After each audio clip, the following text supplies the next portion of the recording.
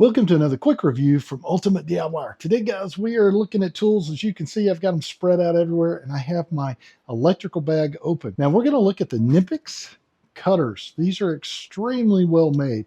So if you're in the electrical field, you're very familiar with that brand. The nice thing about these is they're very heavy made. I love the rubber handle so that it's going to keep me away from anything electrical, so it keeps me safe, but they're made to last a long time.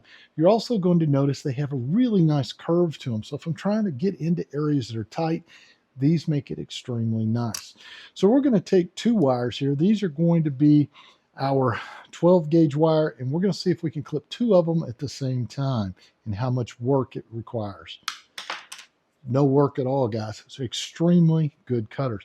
So if you're an electrician, you're a DIY or a homeowner, you want a really good set of cutters or good set of tools. You're not going to go wrong with this brand. Do yourself a favor, pick yourself up one today. We'll see you guys on the next review.